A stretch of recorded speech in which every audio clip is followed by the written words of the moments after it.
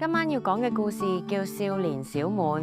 從前有個細路仔，名叫小滿，佢住喺一條好靚嘅鄉村，村邊有成片嘅麥田，一望無際。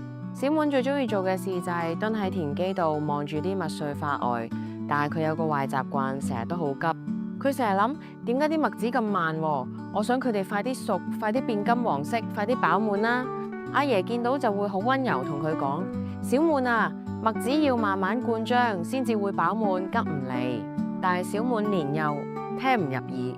有一日天光微亮，小滿偷偷走去麥田，佢望住啲仲係青青，淨係得半滿嘅麥穗，心入面越來越急。等我幫下你哋啦！小滿伸手就去拔高長在田上的麥子，佢以為拔高一啲，麥子就會快啲大，快啲熟。佢拔完一株又一株，弄到成身汗。點知抬頭一睇，被佢拔過嘅麥子全部垂低頭，一啲精神都冇。呢個時候，阿爺行過嚟，阿爺冇鬧佢，只係拉住小滿一齊坐喺田基。阿爺指住麥田，慢慢話：你睇麥子由細到大，要發芽、長葉、抽穗、灌漿，每一步都要陽光、雨水同時間。你寫字要一筆一畫練，你成長都要一日一日學習。你而家拔苗助長，只會整壞佢哋。小滿望住自己整壞嘅麥子，面都紅晒，低晒頭。由呢日開始，小滿變咗，佢唔再急，每日一早就跟住阿爺去田裏淋水、除草、睇露珠、曬太陽。佢慢慢學識觀察，原來麥根扎得越深，麥子先至越穩。原來麥穗灌漿嘅時候最需要溫柔嘅陽光。原來風吹過麥田，沙沙聲就係麥子緊緊慢慢大嘅聲音。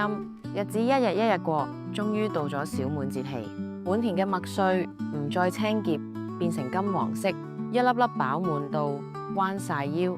風一吹，成田都飄住麥香，聞落好舒服。收割嗰日，小滿同阿爺一齊，佢捧住一紮新麥，摸落實實在在，暖粒粒。阿爺用新麥蒸咗一籠白靚靚嘅麵包，咬落去又香又甜。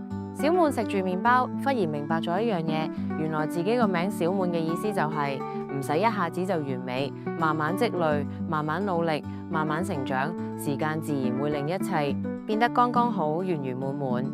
由呢日之後，小滿無論讀書、做功課、做任何事，都唔會再心急。佢記得麥田教佢嘅道理，唔好急，慢慢嚟。你想要嘅滿足同美好一定會到來。喜歡記得點讚同訂閱我哋嘅頻道，下次仲有更多兒童圖書同大家分享。多謝。